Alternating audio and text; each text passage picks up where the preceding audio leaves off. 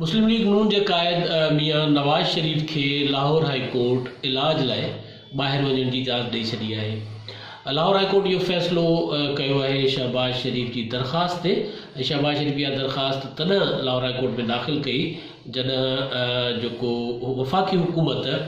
नवाज शरीफ के ॿाहिरि वञण जी इजाज़त खे मशरूत कयो हो सिक्योरिटी बॉन्ड सां।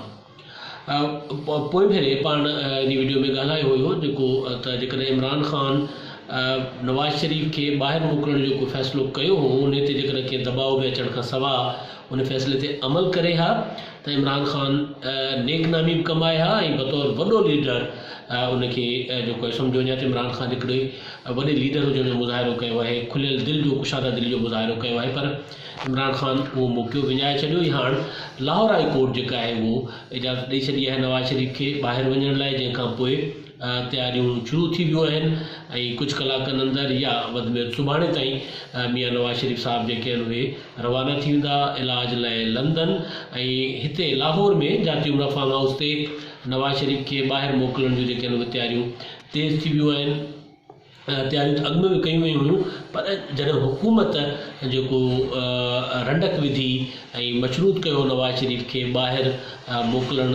खे सिक्योरिटी बॉन्ड सां, त उनखां पोइ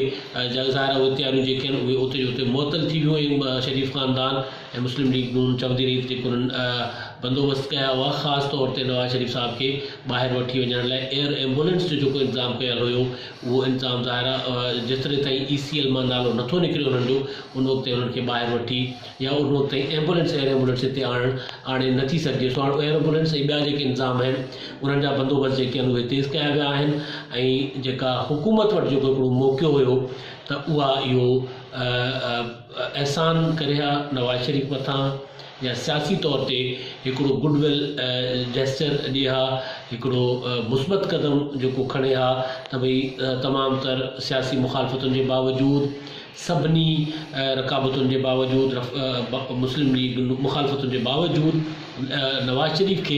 इलाज लाइ ॿाहिरि वञण जी गैर मशरूत इजाज़त ॾिनी वई। उन सां इमरान ख़ान जो नालो थिया, पर इमरान ख़ान या उनजी हुकूमत इहो सॼो मामिलो अदालत ते छॾियो। ई हाणे अदालत